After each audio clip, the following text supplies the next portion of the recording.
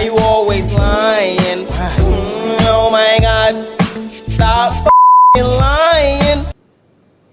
Contrast this with 2020, when we faced COVID-19, the most severe pandemic the world had ever experienced, resulting in a global economic catastrophe. During this difficult time, our top priority was to ensure that our senior citizens and the most vulnerable had access to food. Same set of people that getting the food every day. Watch hungry people they have on the road there. Watch them. Hungry people that need food. You hear that? And they're taking all the food and they're bringing it at their home. If they don't eat, they will not die. Or they will not suffer that much. We took the hard but necessary decision to forego a focus on government revenue. The lie detector determined that was a lie.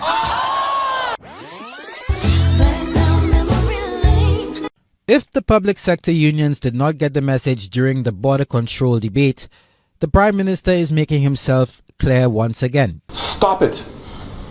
It is not your job to tell the government how to run government. You are a component of government. And so saying that you don't like this project or you don't like that project, that is for the electorate of this country to determine when the election comes. The civil service, who are not, I don't think are being disobedient, but they themselves have lost how to think. We are hearing that the public servants will have to make a major sacrifice. So the majority of people, Mr. Speaker, who, if you want to say, are making a sacrifice. No sacrifice at all. I say to them, do not bite the hand that feeds you. Billions of dollars have been lost. 75% cut, 50% cut. I'm putting tremendous pressure on the civil service. Talk about you want to come in and tell me that you care, and you're concerned about the people of St. Lucia. That's when these things matter. This is when they matter the most, is when you're in government. And it's the decisions that you make and the policies that you adopt, Mr. Speaker.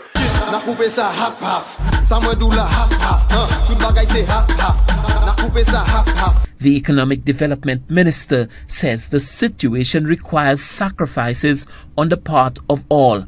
He warned that if the public sector trade unions refuse to cooperate, the government may have to enact legislation to have them accept its proposal. The reality is that you need a more lean public service. Now, what are the options available to us? The unions refuse to guide their members to take the deferred payment. Then the next thing is you go to Parliament, you legislate a cut.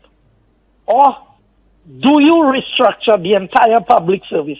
The public sector unions say the government's offer is one that their members are unable to accept.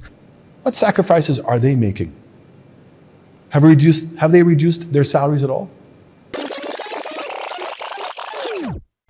Will St. Lucia's Cabinet of Ministers consider adjustments to their own salaries even if civil servants do not agree to the current bond swap proposal? While public sector representatives are concerned that a bond swap arrangement will adversely affect their members, the government has emphasized that the country's current cash flow problems do not allow for many alternatives. We have to cross that bridge when we get it. But what I have deliberately done and what Cabinet has done is to not take the lead. So I don't want anyone to believe that Cabinet is attempting to influence the union workers. Cabinet is prepared to take 75% in bonds and 25% in cash, if in fact the other union workers take 50 and 50. So imagine the President said that civil servants have to take a 50% cut. A reporter asked him if he'll take a cut first. You know what he say? No. We have to cross that bridge when we get it. But what I have deliberately done and what Cabinet has done is to not take the lead. Why the you lying? Why you always lying?